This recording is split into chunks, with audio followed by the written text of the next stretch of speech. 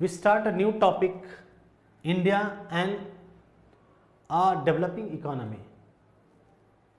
a developing का मतलब होता है विकासशील. क्या होता है? विकासशील. विकासशील. भारत एक कैसी अर्थव्यवस्था है? एक विकासशील अर्थव्यवस्था है. अब कैसे है इंडिया की इकोनॉमी एक विकासशील, इसको देखेंगे हम लोग.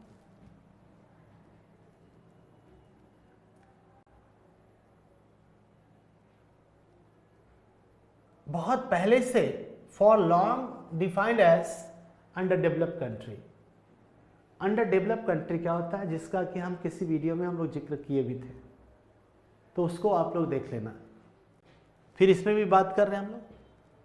अंडर डेवलप्ड मीन्स होता है अल्पविकसित, is now called a developing economy. Means for a long time Indian economy has been known as the under developed economy. Today this is known as developing economy. Why? A developing economy is not just a new and more respectable name of an under developed economy, but it is the recognition of the fact that the poor backward country is making deliberate and conscious effort to shed its poverty and stagnation and move on the path of economic growth and prosperity. Means कि from independence the Indian economy was known as the underdeveloped economy, but now we are called the developing economy. Why we are called the developing economy? Somewhere you will read, कहीं कहीं पे आप जरूर देखे होंगे कि कहा गया है कि चूंकि underdeveloped term is not very good to read or to see, that's why not respectable, that's why इन सारे देश को एक रेस्पेक्टेबल नाम दिया गया कि अब इनको डेवलपिंग के नाम से जाना जाएगा. अच्छा नहीं लगता है अल्पविकसित कहना, इसलिए इसको विकासशील देश की संज्ञा दिया गया कि अब विकासशील देश कहने से लगता है कि एक रेस्पेक्टेबल नाम है. लेकिन यहाँ पे लिख रहा है कि ठीक है, एक तो है वो भी कि अगर आप किसी को सीधे कहें कि वो अल्पविकसित है, घिसा पिटा, तो नहीं, वो ठीक नहीं लगता. तो कहते हैं नहीं भाई, वो प्रयासरत है. प्रयासरत यानी डेवलपिंग का मतलब होता है विकास की प्रक्रिया में हम हैं. We are with the process of growth and development. We are ready to, we are standing to transform ourselves. माने we have inspiration, we have decided to change our self. और वहाँ पे बता रहा है कि नहीं, अभी तो हमारे पास कुछ है ही नहीं भाई, बिल्कुल हम एकदम सुसुप्त अवस्था में है. तो ऐसा अंडर डेवलप्ड का मतलब वही होता है कि जब इकोनॉमी बिल्कुल सुसुप्त अवस्था में हो, बिल्कुल वहाँ पे कोई प्रयास नहीं किए जा रहे हो, तो वो ऐसी इकोनॉमी है. इसलिए यहाँ कहा गया कि एक रेस्पेक्टेबल नेम तो है ही, लेकिन सिर्फ रेस्पेक्टेबल नेम ही नहीं है, but it is recognition of the fact that कि पुअर बैकवर्ड जो इकोनॉमी है, कंट्री है, they have decided to erect their economy. वो चाहता है कि अपनी इकोनॉमी को खड़ा करना, अपनी इकोनॉमी को आगे बढ़ाना चाहता है. मतलब कि डेलिबरेट कॉन्शस उसके अंदर है कि हमें इकोनॉमी को बढ़ाने हैं. और poverty and stagnation move on the path of economic growth and prosperity, और वो प्रॉस्पेरिटी को गेन करना चाहता है. दस developing economy is characterised by, तो अब यहाँ पे देखिए कि क्या है, बड़ा अच्छा लाइन है कि mixture of features of an under developed stagnation economy and those of steadily progressing economy. Means कि हम आज के डेट में विकासशील देश हैं, तो उसमें सिर्फ अंडर डेवलप्ड ही नहीं है, वहाँ अंडर डेवलप्ड स्टैग्नेंट इकोनॉमी भी है, और कुछ सेक्टर्स में हमारे क्या हो रहे हैं, ग्रोथ भी हैं. मतलब दोनों चीज़ें. हम ठीक हैं, मानते हैं कि कहीं कहीं पे हम बिल्कुल अभी भी बहुत पीछे हैं. जैसे इंडिया को लीजिए, पॉवर्टी में बहुत पीछे आज भी हैं, अनएम्प्लॉयमेंट में पीछे आज भी हैं, ठीक है, पर इंफ्रास्ट्रक्चर वर्क हमारे देश में बहुत तेज़ी से बढ़ रहा है, बदलाव हो रहे हैं, इंफ्रास्ट्रक्चर बन रहे हैं हमारे देश में. तो ये दोनों चीज़ हमारे देश में हो रहा है. अब गौर करेंगे, essentially developing economy is an undeveloped economy on the March two prosperity. अब एक डेवलपिंग इकोनॉमी है, आप कह सकते हैं कि कोई डेवलपिंग इकोनॉमी को आप कह सकते हैं कि एक अंडर डेवलप्ड इकोनॉमी है, बट ये प्रॉस्पेरिटी के रास्ते पर चल निकला है, डेवलपमेंट के रास्ते पर चल निकला है, मीन्स कि अब ये विकास करना चाहता है, डेवलपमेंट के प्रति इसका कमिटमेंट हो गया है। मतलब कि दीज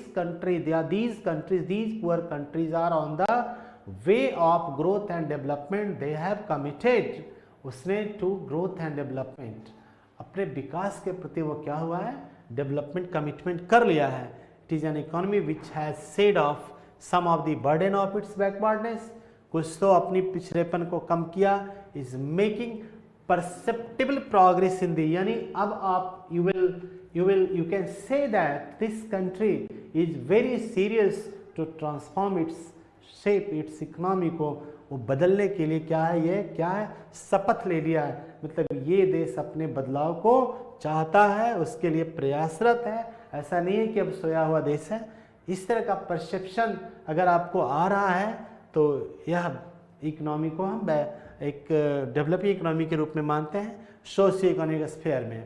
मतलब कि everywhere you will find transformational process starts up and the people are also aware of develop और transform themselves in a very modernize या इन मॉडर्न स्टेप में वो अपने आप को बदलना चाहता है।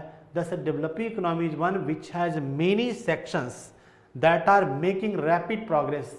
आप देखेंगे ऐसे में कि कई सारे क्षेत्रों में, कई सारे एरियाज में इनका तेजी से विकास, डेवलपमेंट होता हो रहा है।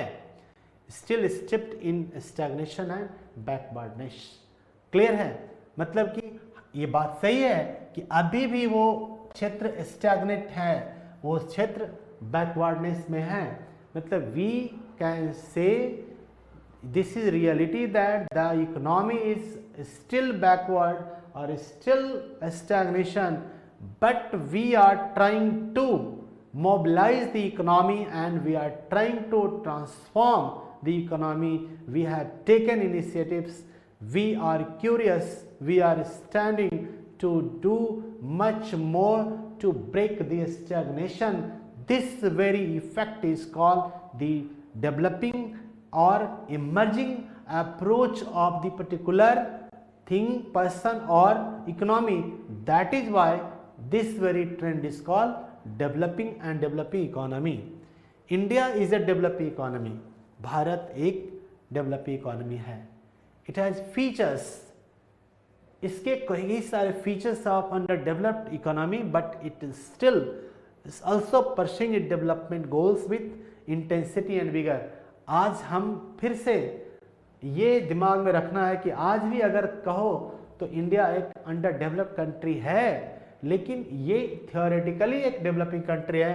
प्रैक्टिकली में तो हम लोग खड़े हो गए हैं, हमने अपने गोल रखे हैं और गोल के प्रति पूरी तरह से क्या है, ताकत लगा रखे हैं, पूरी ऊर्जा के साथ हम चाहते हैं कि उस अंडर डेवलप्ड के जो स्टिग्मा है उसको हम दूर करें। और here we take a close look at both these aspects of the. अब यहाँ पे हम आपको बताएंगे कि क्या दोनों में क्या फर्क होता है। Features of India's under developed economy के बारे में फीचर्स थोड़े से हम लोग देख लेंगे, ध्यान देंगे। India is an under developed economy, almost all the characteristics of an under developed economy.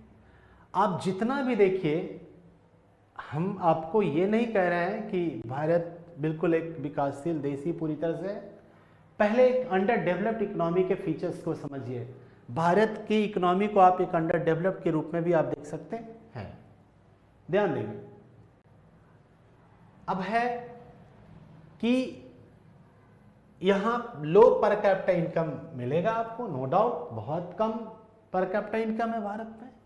Low rate of capital formation, हमारे देश में कैपिटल फॉर्मेशन भी बहुत लो है। Existence of under utilise man power and natural resources, we have resources, we have man power, we have man resources, we have man power, surplus man power, but we can not make our man power as a man और human resources. आज भी हम नई resource बना पाए हैं, तो ये एक प्रॉब्लम्स हैं, दिक्कतें हैं हमारे देश में, आप कह सकते हैं। It is on account of these basic characteristics that Indian economy तो आप ऐसे में ये इकोनॉमी में पाए जाते हैं। Ever since India has the capability to develop its economy on its making serious, लेकिन हमने इसको बदलने के लिए बहुत प्रयास किए हैं। मतलब कि अब हम ये चाहते हैं कि हमारा पर कैपिटा इनकम ही बढ़े, और बढ़ भी रहा है। लो रेट ऑफ कैपिटल फॉर्मेशन जो था वो है भी, पर हम उसकी ओर बढ़ चले हैं, उसको आगे कर रहे हैं, अपने मैन पावर को यूटिलाइज करने की भी कोशिश कर रहे हैं, और अपने ह्यूमन और जो नेचुरल रिसोर्सेज है उनका भी प्रॉपर तरीके से हम क्या कर रहे हैं, हार्नेस करने यानी यूजअप करने की कोशिश कर रहे हैं। मतलब कि the efforts are in a right direction, the efforts are in a right direction, but the situation is still stagnant. लेकिन हमारी प्रयास बिल्कुल सही जा रही है, ध्यान देंगे। अब है लो पर कैपिटा इनकम। अब देखेंगे हमारा ये लो पर कैपिटा इनकम जो है वो इतना है कि डेवलप्ड कंट्री से तो बहुत नीचे है भाई, बहुत नीचे। आप जो भी Britain, America, England, Japan, Germany, per capita income बहुत ज़्यादा हमसे है। According to the world development report 12 की जो रिपोर्ट है, India had per capita gross, इसका इतना है, ये 10 का डाटा है, और भी करेंट डेटा हमें देखना होगा। With this per capita income of India ranks among the poorest with the exception of some countries like Bangladesh, Nepal, इनके बराबर लगभग हम हैं। तो लगभग जो अमीर देश है हमसे 70 गुना, स्विट्जरलैंड 35 गुना, अमेरिका का पर कैपिटा इनकम 30 गुना, यूके का, जर्मनी का, इनका पर कैपिटा इनकम हमसे ज़्यादा है। क्यों है पर कैपिटा इनकम ज़्यादा? बिकॉज कि उनकी इनकम ज़्यादा है, पॉपुलेशन कम है। उस देश की जीडीपी ज़्यादा है and the population is low, that's why the per capita income many times greater than that of India. Next देखेंगे low levels of living. Low levels of living, low per capita income in India in the underdeveloped countries result in very much depressed levels of living of their people। अब देखेंगे low level, बिल्कुल living level बहुत बहुत नीचे है। Many of the consumption needs remain unfulfilled, बहुत लोग की बहुत जरूरतें पूरी नहीं हो पाती। They are not in a condition to satisfy basic needs. Food consumption of the under developed country around लगभग इतना है, जबकि डेवलप्ड कंट्री में 3000 कैलोरी है, हमारे देश में 2000 कैलोरी है। This is the big figure of Indian economy. Next अब देखेंगे क्लॉथिंग में, देखेंगे शेल्टर में, देखेंगे ऑल्सो फेनोमेना, कपड़ा घर, मैल्यूट्रिशन, hunger, diseases etcetera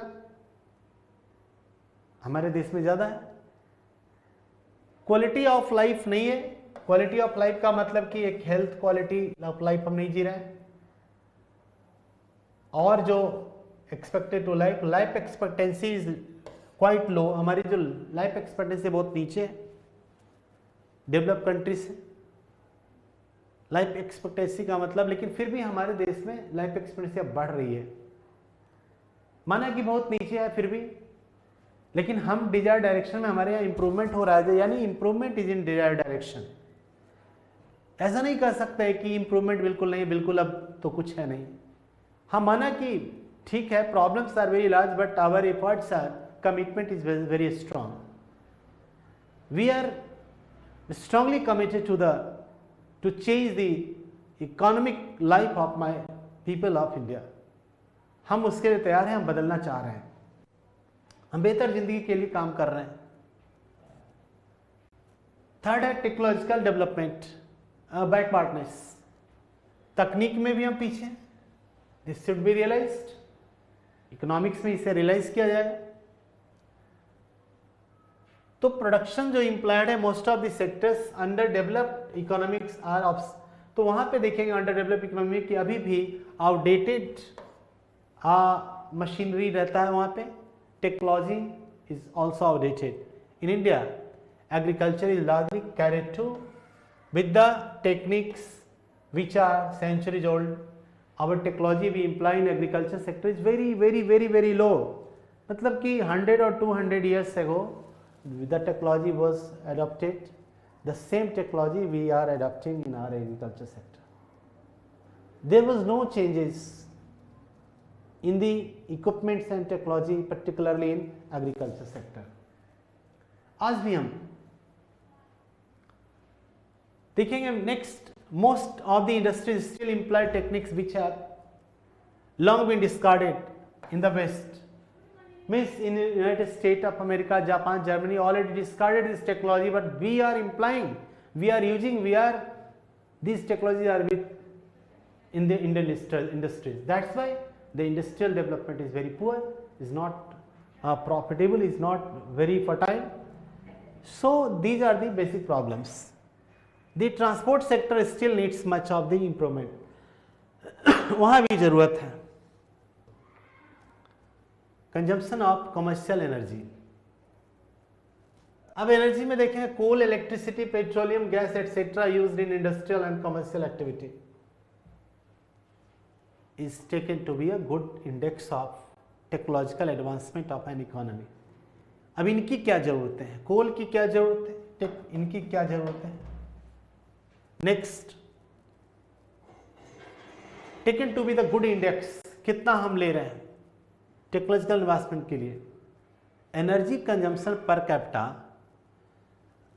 in terms of kilograms of oil equivalent is over 30 times less than.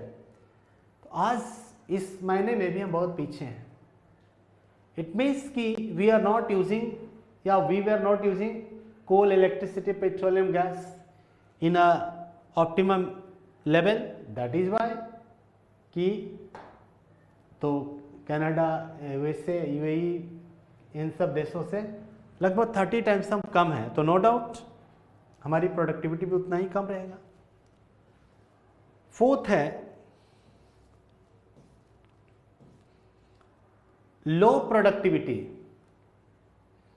There are wide difference in the level of productivity in different sectors between the advanced and backward countries.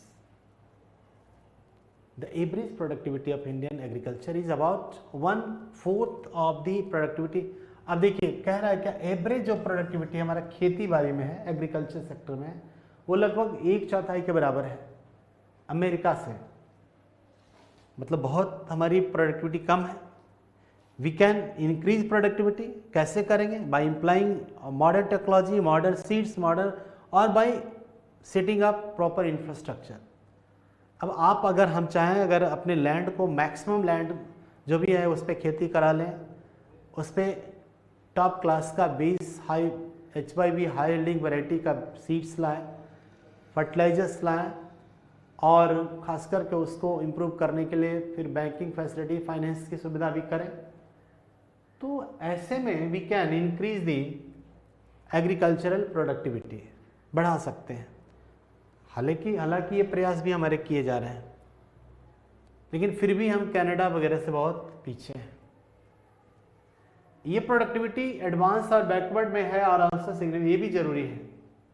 Similar difference in production exist in their tertiary sector. और ये tertiary sector में देखिएगा तो भी हम पीछे हैं. Tertiary sector का मतलब सर्विस सेक्टर में, मतलब कि उन सेक्टर में जो जीडीपी में जो कंट्रीब्यूशन है उनसे हम इस सेक्टर में भी कम हैं. तो ये दिक्कत है. अब है एक्सेसिव डिपेंडेंस अपॉन एग्रीकल्चर.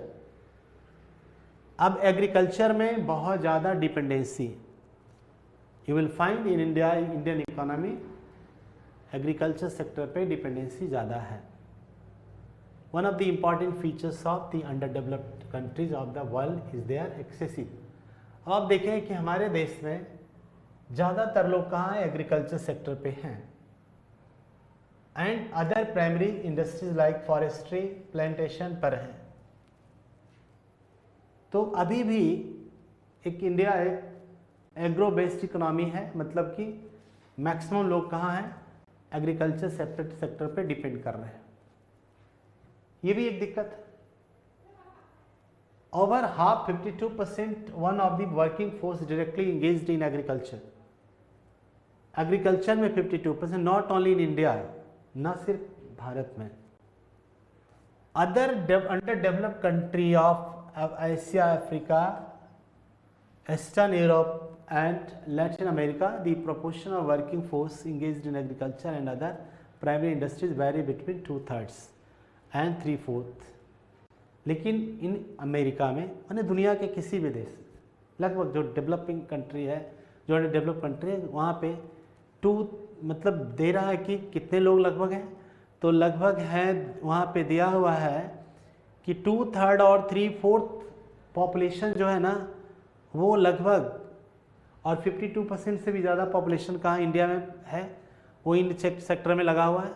लेकिन अमेरिका, यूके में देखेंगे आप कि 2 to 3% लोग ही मात्र वर्किंग फोर्स है जो एग्रीकल्चर में इन्वॉल्व है। Even in Australia, New Zealand, the population engaged in agriculture does not be go beyond 6 to 10%। और यहाँ तक कि ऑस्ट्रेलिया वगैरह में भी, न्यूजीलैंड में भी आप 6 to 10% वहाँ पर क्या है, उसका वो है।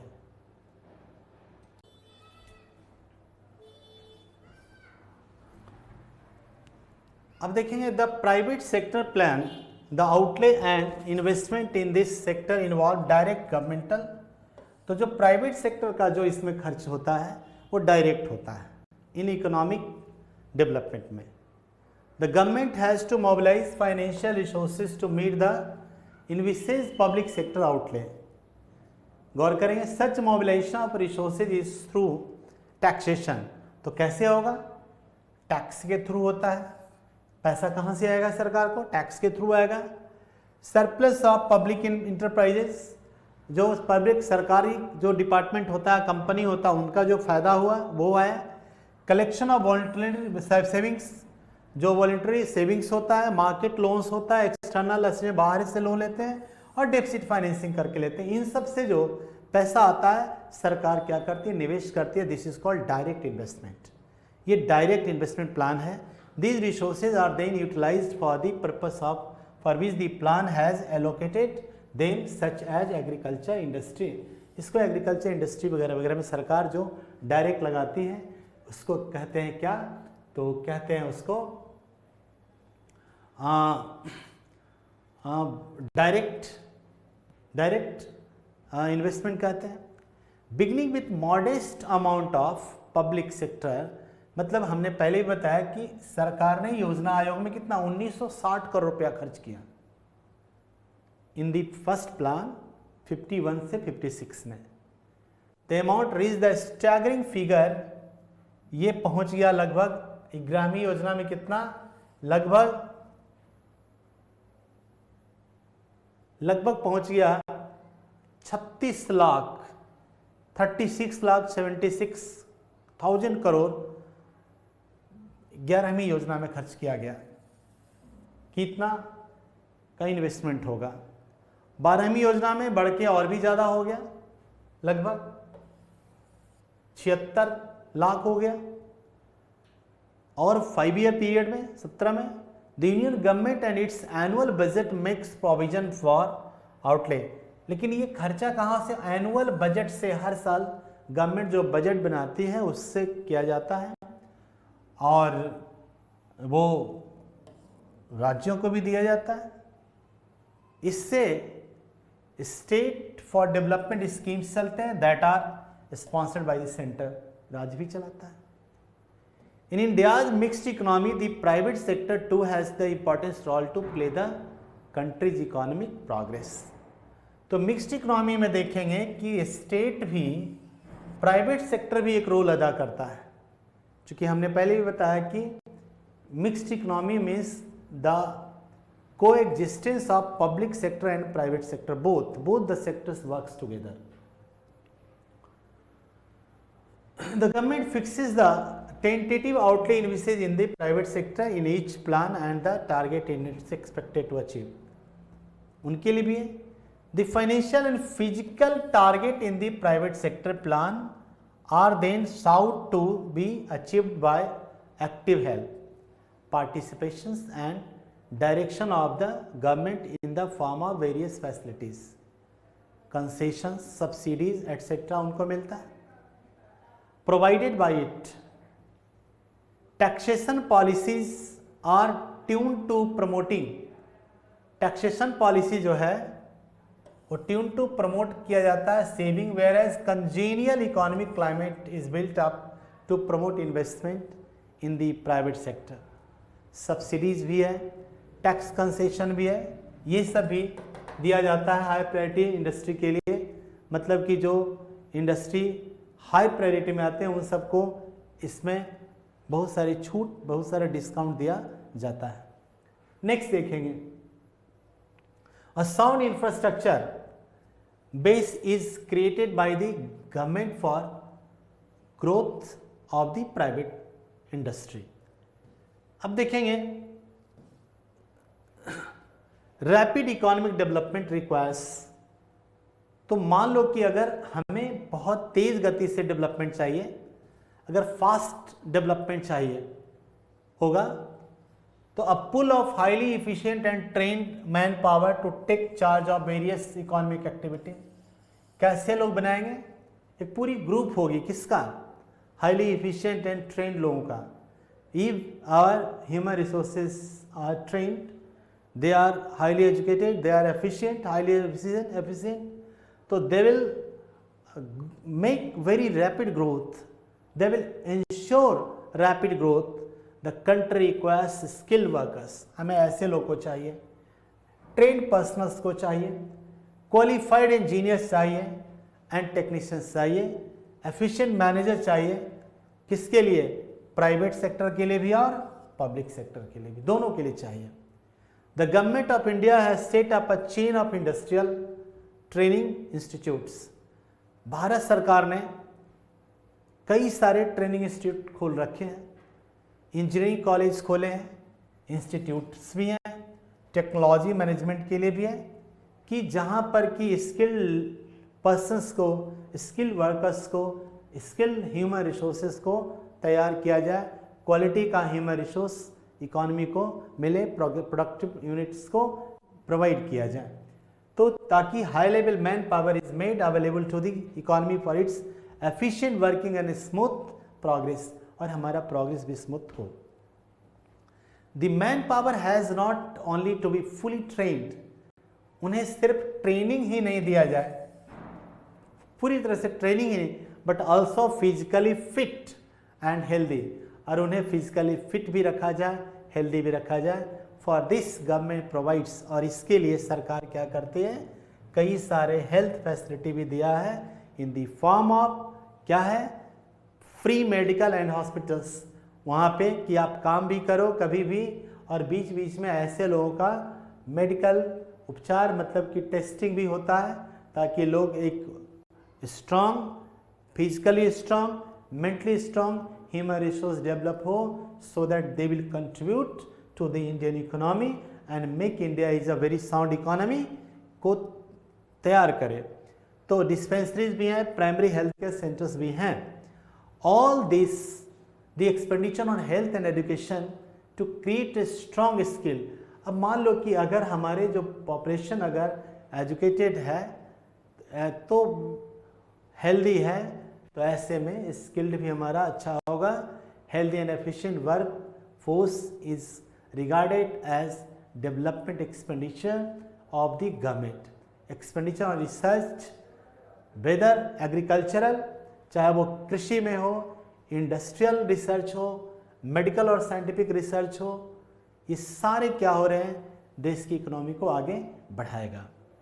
The role of the government in India's economic development has this indeed been pioneering and paternal.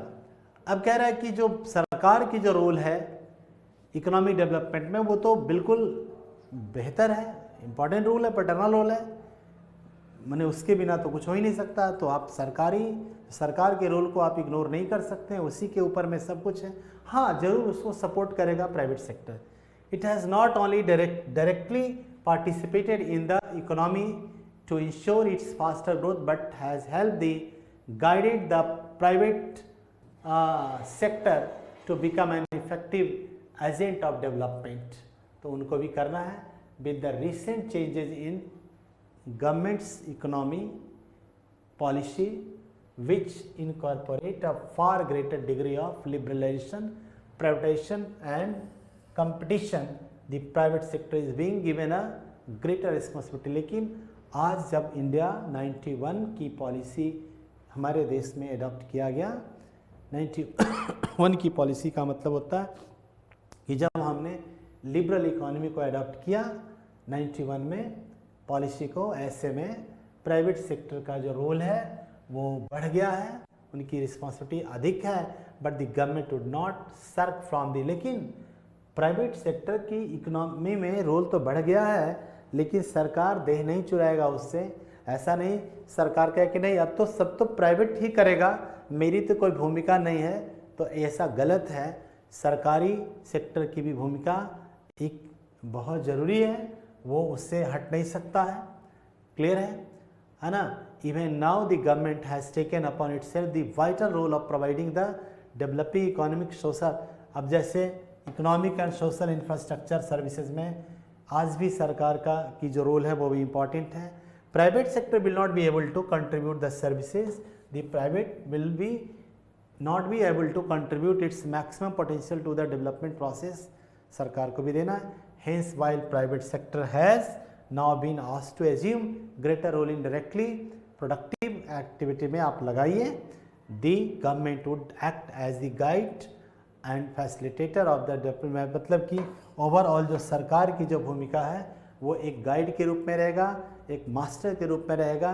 Private sector must do much more for in the age of liberal policy, in the age of LPG policy. No doubt the role of private sector has been expanded. They have to play vital role, central role in the formulation of the plans, in the development process of the country economy.